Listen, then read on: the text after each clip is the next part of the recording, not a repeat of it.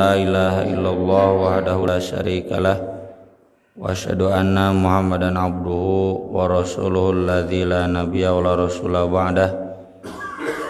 Allahumma shalli wa sallim wa barik ala Muhammad wa ala alihi wa sahbihi wa man tabi'ahum bi ihsan, amma ba'd. Babun imtihanul mu'minat idza hajarna 'indal mubayi'ah.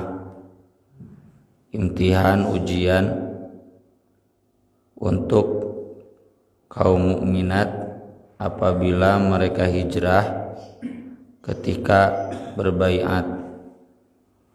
Maksudnya diujinya itu dengan baiat, meski sebetulnya tahap awalnya diperiksa dulu apakah dia mukmin atau tidak.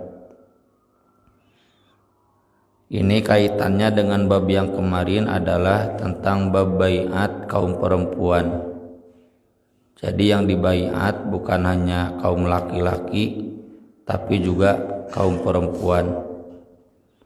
Yang kedua, ini juga nanti terkait dengan materi baiat.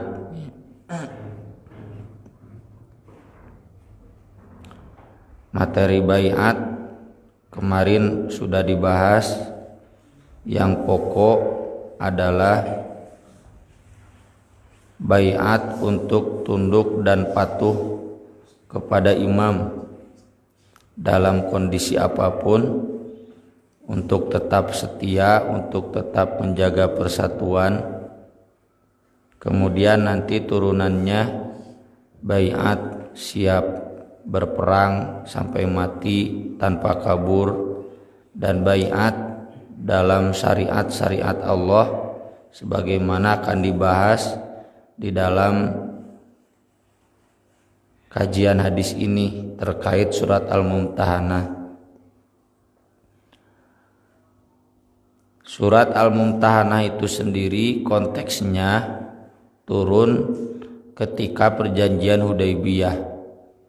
Salah satu poin yang disepakati dalam perjanjian Hudaybiyah itu, kalau ada orang Islam dari Makkah datang ke Madinah, maka itu harus dideportasi, dipulangkan ke Makkah. Jadi tidak boleh ada yang hijrah dari Makkah ke Madinah. Asumsi orang kafir Quraisy agar di Madinah tidak bertambah kekuatannya. Tapi sebaliknya, kalau ada orang Madinah yang datang ke Makkah, itu harus ditahan di Makkah, tidak boleh balik lagi ke Madinah. Asumsi orang kafir Quraisy saat itu agar kekuatan di Madinah berkurang, dan Quraisy menekan seperti itu karena saat itu mereka ada di atas. Ya, perjanjian Hudaybiyah itu kan kemarin dibahas, jumlahnya yang ikut hanya 1.500, sedangkan penduduk Madinah kurang lebih ada 100.000. Dan saat itu yang 1.500 juga tidak bawa senjata, dan saat itu juga yang 1.500 mau ibadah haji, mau umroh, ya, jadi posisinya orang Quraisy ada di atas, jadi bisa menekan. Dan Nabi SAW itu kemudian menyetujuinya, tentunya sesuai dengan petunjuk dari Allah Subhanahu wa taala.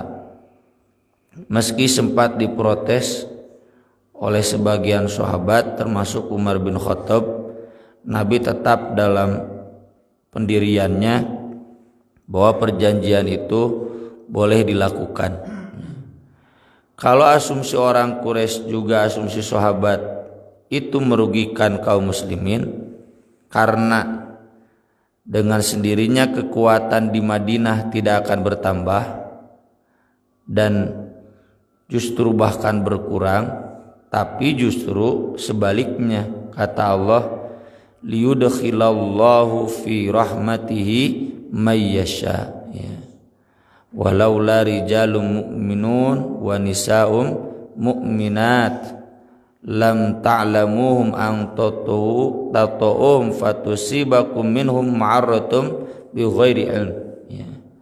Justru dengan banyaknya kaum mukminin laki-laki, mukminat perempuan di Makkah, itu menjadi banyak orang Makkah yang dimasukkan oleh Allah ke dalam rahmat-Nya. Jadi kalau asumsi orang kafir Quraisy agar kekuatan di Madinah tidak bertambah, betul, tapi justru jadi bertambah kekuatan di Makkah, karena orang Islam yang hijrah yang masuk Islam tidak boleh hijrah, jadi numpuk di Makkah. Maka di Makkah jadi banyak orang mukmin, ya, dan itu yang menyukseskan Fathu Makkah, karena jumlah kaum kafirnya semakin sedikit, jumlah kaum mukminin jadi banyak, ya. Kurang lebih samalah dengan model Israel. Israel itu modelnya bagaimana memperbanyak dulu penduduk, ya, penduduk di Palestina sebelum menyerang perang tahun 48 itu, dari tahun 1900 sampai 1940-an itu bagaimana eksodus, ya, membeli tanah Palestina, kemudian membangun rumah, membangun pemukiman, ya. Nah, udah kuat banyak penduduknya, baru bikin tentara, ya, kemudian perang, ya, perang tahun 48 yang kemudian dimenangkan oleh Israel. Kenapa? Karena di backing naku Inggris dan Amerika. Hari orang Arab barita ditinggalkan ku Inggris teh tidak punya kekuatan apapun, makanya kalah, ya. Nah, di antara poinnya itu tadi, orang Makkah kalau datang ke Madinah itu harus dideportasi ke Makkah. Ini kasusnya yang datang perempuan. Allah memerintahkan periksa dulu, famtahinuhun Allahu a'lamu biimanihin, uji dulu betul nggak dia beriman. Nah, diujinya itu yaitu dengan berbaiat. Kalau dia sanggup berbaiat, beriman, fala tarji'uhunna ilal kuffar lahunna hillul lakum walahum yahilluna lahun. Jangan dipulangkan ke Makkah. Orang Makkah protes, kenapa cenah melanggar perjanjian? Nabi pinter, kan perjanjiannya laki-laki, ini mah perempuan, ya. Kalau perempuan yang datang hijrah dari Makkah ke Madinah, ku Nabi teh dipulangkeun deui. Orang kafir Quraisy protes, kata Nabi, ya kan di perjanjiannya laki-laki, ini mah perempuan. Orang Makkah juga nggak bisa apa-apa, ya. Dan di surat Al-Mumtahanah itu Allah tegas, ya, menurunkan hukum perempuan mukmin tidak boleh bersuamikan lelaki kafir. Lahunna hillul lahum walahum yahilluna lahun. Langsung putus, wa atum ma anfaqu wala junaha alaikum an tankihuhunna idza ataitumuhunna ujurahun. Kawin we cenah ku aranjeun sahabat gitu, bere mas kawinna. Nah, mas kawin orang kafir dulu bikin, ya, kalau misalkan yang datang ke Madinah istrinya si Anu Abu Lahab misalkannya, meskipun sudah nggak ada Abu Lahabnya, maka mas kawin Abu Lahabnya diganti, kemudian dia bayar, ya, mas kawin ke istri, jadi double mas kawin, ya. Untuk perempuan yang saat itu datang ke Madinah hijrah baiatnya tuh sayang, ya, kalau perempuan yang masuk Islam berani meninggalkan suaminya yang kafir, kemudian dibiarkan begitu saja tidak ada yang mengurus, ya, maka Allah memerintahkan silakan nikahi saja, ya. Termasuk wala tumsiku bi isomil kawafir, seandainya contohnya Nabi punya menantu di sana orang kafir, udah putus, ya. Was'alu ma anfaqtum wal yas'alu ma anfaqu, silih ganti we. Dia dulu ngasih mas kawin apa, bayar, termasuk sebaliknya, ya, mereka juga harus membayar. Jadi surat Al-Mumtahanah ini terkait ibu-ibu yang berani hijrah masuk Islam, berani meninggalkan suaminya yang kafir, berani meninggalkan tanah airnya. Nah, di sini kemudian harus diuji dulu. Hal lainnya kenapa harus diuji? Karena pernah terjadi. Nah, sesudah itu ternyata orang kafir Quraisy pinter, dikirimlah perempuan yang pro kepada mereka, ngakunya dia beriman, tapi ternyata hendak bertanya kepada sanak familinya yang ada di Madinah tentang kekuatan kaum mukminin di Madinah. Maka dari itu ayat pertamanya kan surat Al-Mumtahanah itu, la tattakhidu aduwi wa aduwakum awliya tulquna ilaihim bil mawaddah, ya, kesananya kan tusirruna ilaihim bil mawaddah wa ana a'lamu bima akhfaitum wa ma a'lamtum. Jadi kasusnya kan tadi udah disepakati kalau perempuan yang datang dari Makkah ke Madinah mah nggak boleh dideportasi. Nah, orang kafir Quraisy pintar, dikirimlah perempuan mata-mata cari informasi. Keluarganya yang di Madinah juga menyampaikan informasi karena nyangkanya ini mau beriman, ya, nyangkanya ini hijrah, ternyata hanya cari informasi. Dan kemudian disampaikanlah rahasia-rahasia, tusirruna ilaihim bil mawaddah, karena dasarnya cinta. Wah, ini makan adik sendiri, meskipun orang Makkah adik sendiri, terus terang, ya. Maka Allah menegur itu, nggak boleh dengan dasar kecintaan kemudian mengemukakan rahasia-rahasia kepada musuh. Allah tahu. Nah, perempuan ini yang bawa rahasia kaum muslimin pulang lagi ke Makkah. Kemudian Nabi SAW memerintahkan Ali, kejar perempuan itu, nanti kalau dapat pinta suratnya, kalau enggak karadahan cenah gitu, kasarna taranjangan gitu nanaon. Kemudian betul ada surat, dan surat itu informasi tentang kekuatan kaum mukminin di Madinah yang akan disampaikan ke orang kafir Makkah. Nah, itulah maka turun surat Al-Mumtahanah bahwa perempuan itu harus diuji dulu, ya, yang masuk Islam, yang masuk yang bersyahadat, yang berhijrah pada saat itu, karena tidak mustahil mereka adalah suruhan-suruhan dari orang Quraisy untuk memata-matai kekuatan kaum mukminin di Madinah.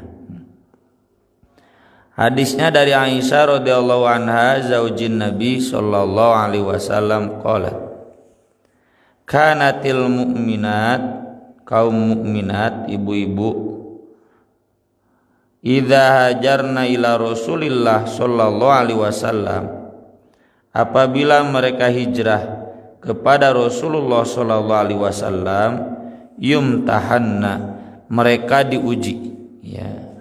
Ini tadi sudah saya jelaskan, ya. Jadi nggak perlu ada pertanyaan kenapa perempuan diuji, lelaki tidak. Kan konteksnya ini konteks zaman Hudaybiyah, ya. Nggak ada lelaki yang datang, nggak ada lelaki yang hijrah.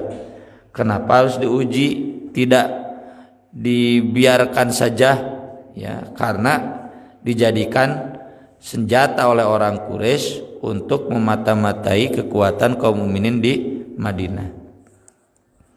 Diujinya dengan apa? Biqaulillahi azza wa jalla, ya ayyuhan nabi idza ja'akal mu'minat yubayyi'nak wahai Nabi, jika datang kaum mukminat, ibu-ibu kaum mukminin, mereka berbaiat kepada engkau, ala alla yusyrikna billahi syai'a. Yang pertama, baiat tidak akan musyrik Allah dengan apapun. Yang kedua, wala yasriqna, tidak akan mencuri. Yang ketiga, wala yaznin, tidak akan berzina. Yang keempat, wala yaqtulna auladahun, tidak akan membunuh anak. Yang kelima, wala yatina bi buhtanin yaftarinahu baina aidihinna wa arjulihin, tidak membuat berita bohong, ya, menyebarkan berita bohong. Nah, karena ibu-ibu senang ngobrol, senang ngawangkong, jeung anu resep ngobrol sok ditambah-tambah. Taetan nama-nama nu jadi berita bohong nanti kan hoax, ya.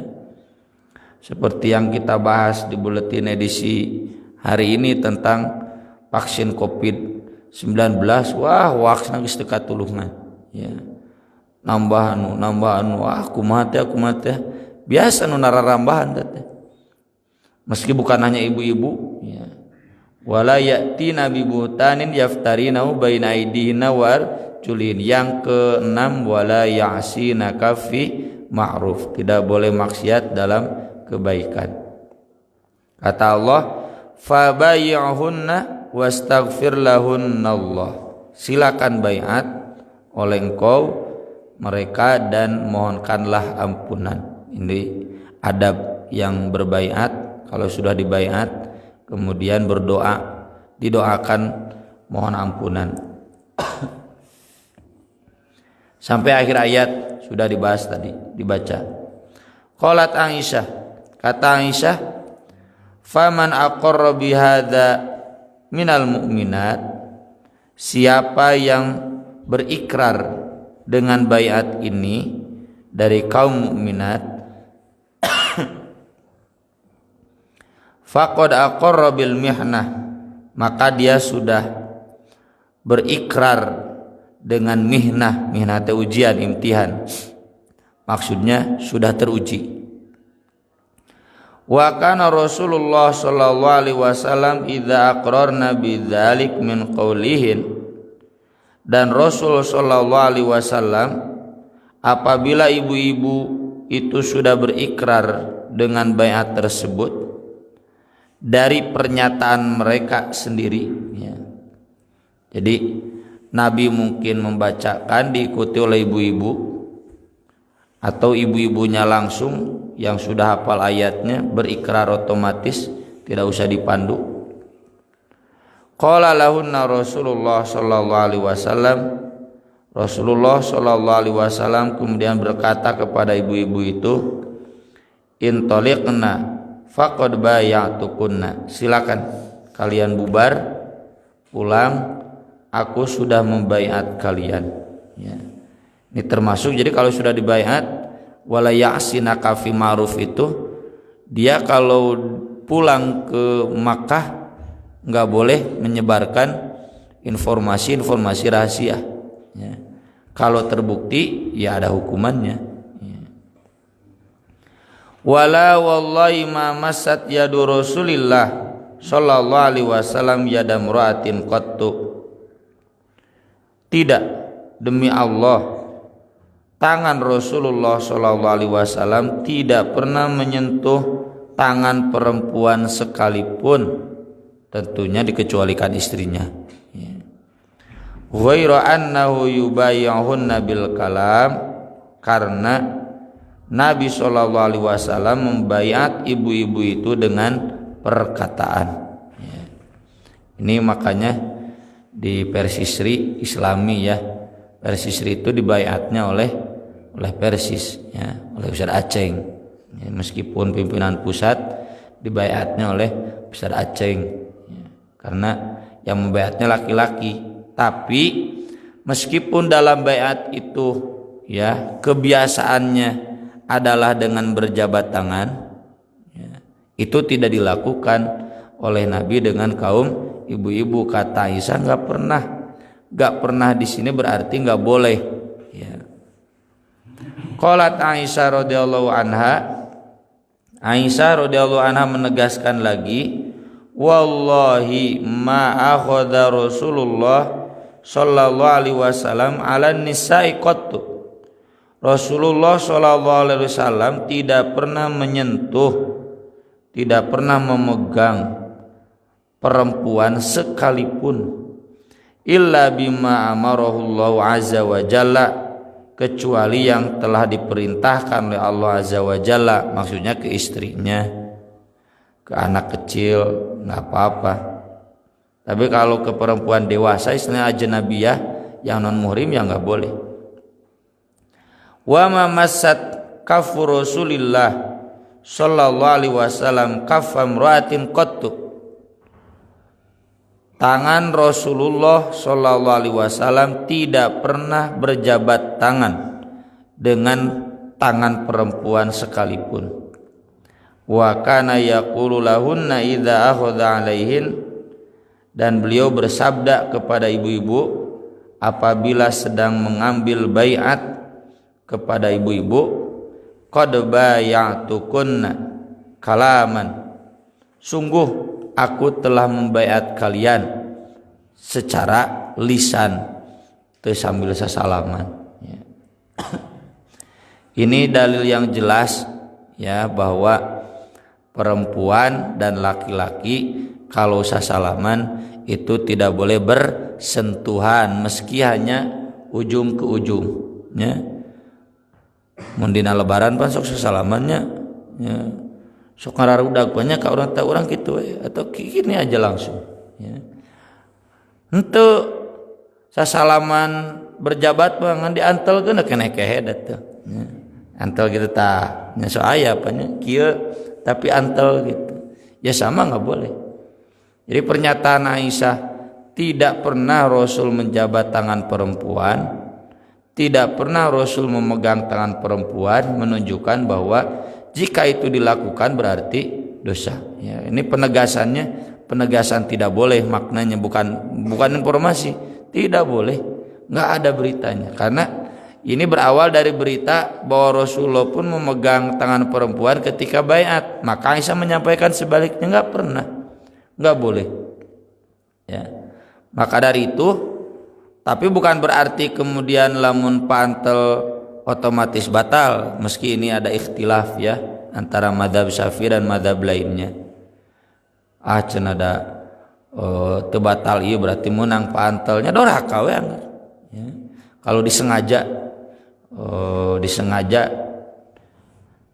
baheula kan zaman SD ya saya masih ingat sok ngaharajakeun budak lalaki teh mun budak awewe geus wararudu teh toel. Jadi wararudu deui gitu. Mameh noelan bae cendah pan teu batal. Heuh teh teu batal tapi noelna mah anggar doraka gitu. Ngajakeun menyentuh perempuan.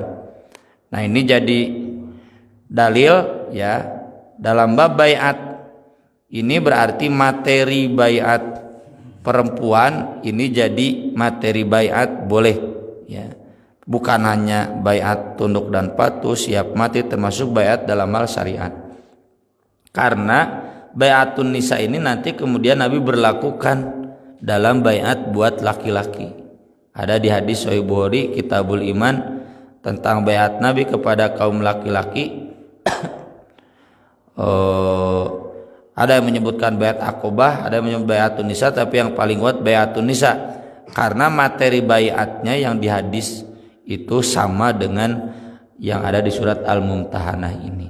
Jadi boleh ya kalau kemudian semacam di Persis, di NU, di Muhammadiyah, di PKS, dimanapun setiap anggotanya kemudian dibaiat dengan syariat. Nggak usah ada pernyataan cenada teu dibaiat ge anggar wajib. Ya ini untuk mengikat saja. Jangan ada dalih cendak kuring mah teu dibaiat. Jadi meunang ngalakukeun pelanggarannya anggar doraka. Atau sebaliknya, saya mah nggak akan baiat. Kenapa baiat? Kan nggak baiat juga ini mah wajib dilaksanakan. Ya kan baiat itu untuk mengikat, memastikan bahwa orang ini siap terikat ya dengan ketentuan-ketentuan syariat. Aku lo qouli hada wa astaghfirullah li wa lakum subhanakallahumma bihamdik asyhadu an la ilaha illa anta astaghfiruka wa atubu ilaik. Rabbana atina fid dunya hasanah wa fil akhirati hasanah wa qina adzabannar. Subhanallah wa bihamdi subhanallahil azim. Wassalatu wassalamu ala Rasulillah. Wassalamualaikum warahmatullahi wabarakatuh.